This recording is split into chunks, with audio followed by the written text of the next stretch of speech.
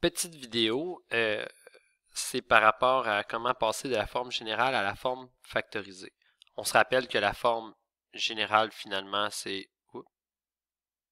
y est égal à ax2 plus bx plus c, qui est finalement une expression algébrique simple.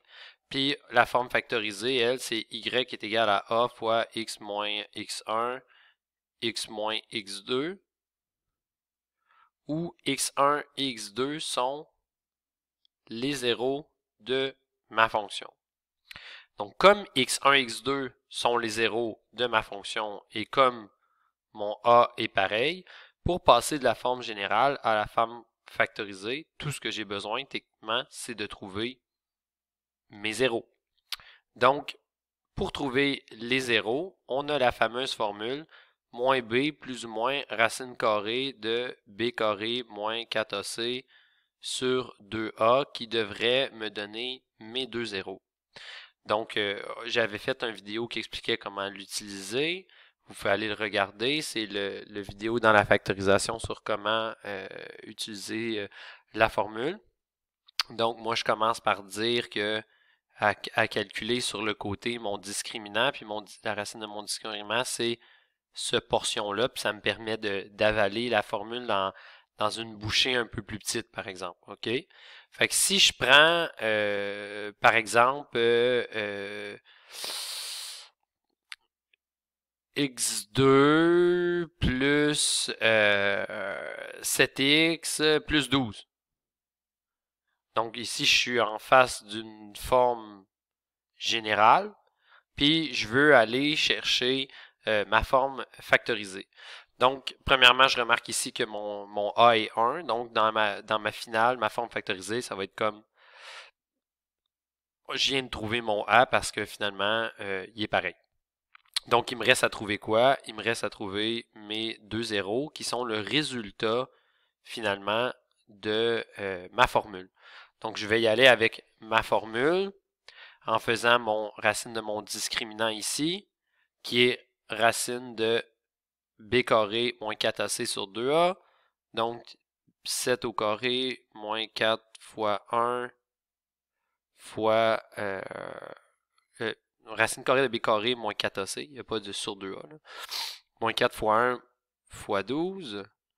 Puis ça me donne un discriminant qui va être une racine de discriminant qui est égale à racine de 7 au carré, ça me donne 49. Moins 4 fois 1 fois 12 qui me donne 48. 49 moins 48, ça me donne 1. Racine carrée de 1, ça me donne 1. Donc, si je prends ça comme ça, je vois que mon discriminant, voyons, des fois j'ai des petits problèmes avec ça. Bon, je vais mettre ça un peu sur le côté.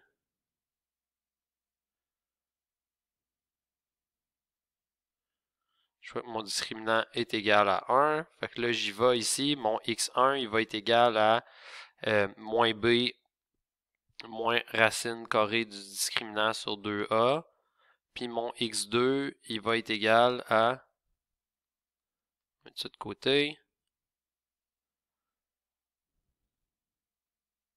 comme ça.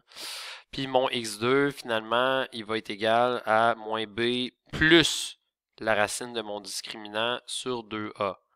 Donc, dans ce cas-ci, je me retrouve à avoir mon x1 qui va être égal à moins b. Donc, moins 7 moins 1 sur 2. Puis mon x2 qui est égal à moins 7 plus 1 sur 2. Donc, moins 7, moins 7, moins 1, moins 8. Moins 8 divisé par 2, moins 4. Pour mon x2, moins 7 plus 1, moins 6. Moins 6 divisé par 2, moins 3. Donc, je me retrouve à avoir un x1 de moins 4 puis un x2 de moins 3. Donc, comme ma forme, c'est a fois x moins x1 fois x moins x2, ben, je me retrouve ici avec ma forme factorisée où est-ce que j'ai mes zéros qui sont moins 4 et moins 3. Mon a, il est 1. Fait que ça, c'est 1. Pas obligé de l'écrire finalement. Fois x moins 3 fois x moins 4. Donc, finalement, ma forme factorisée, ça va être x plus 3 fois x plus 4.